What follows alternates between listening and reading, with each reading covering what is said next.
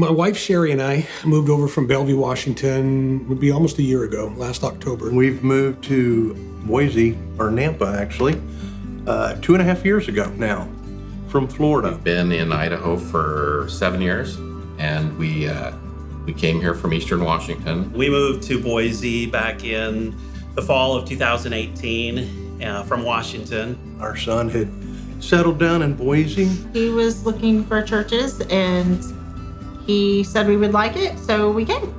We stayed. And we were introduced to Rock Harbor through my sister and brother-in-law. When we sat down, there were Seahawks fans in front of us, and so that made us feel a little bit more welcome. And at the end of the service, one of those Seahawks turned around and recognized Kevin and said, "Hey, Kevin." Kevin's like, "John."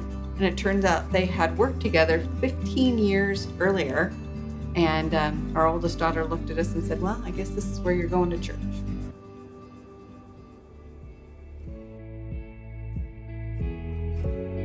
And we thought right away, what a big church. How are we going to get connected? And we knew right away one of the things we needed to do was join a community group. And not just join, but we wanted to start one. And we wanted to start fresh because we wanted relationships. We didn't know anybody. And so we're so happy we did. The thing that I found at that first meeting is that we weren't the only new people. There were three other couples and one single person that was new in the group. So it didn't feel as awkward because there was lots of other people that were in the same boat. We came from small towns, small churches, and Rock Harbor's like, woo, really big. And that was the point of getting plugged in with a smaller group. So it was a little nerve-wracking because we didn't know anybody. Honestly, when we started our group, we didn't really think anybody would show up. The dynamics just started meshing. We all come from different walks, different places. There were a lot of similarities, but a lot of differences. And it made a nice mesh, and every week just got a little easier, even when small group ended. Ours didn't. We, instead of going every week, we may have met every other week. We're always there for each other. We can always text or call, and they're always going to be right there. And that in itself brings We get closer together. We get together outside of the small group and outside of church. We'll go have breakfast together. We golf together. We go on adventures together. We've spent a lot of time with each other. It's been a nice, welcoming relationship.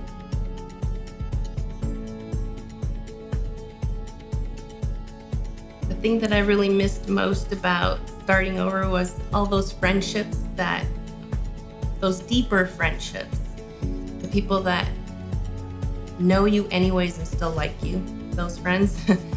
And I think meeting every week and praying together and doing life together really accelerated that whole process of finding new friends and those deeper relationships that I craved so much and missed so much. There's always prayer requests going on. And so regardless of what's going on with anybody in the group, they put it on that text thread and people are praying left and right for people. And that's an awesome thing to have.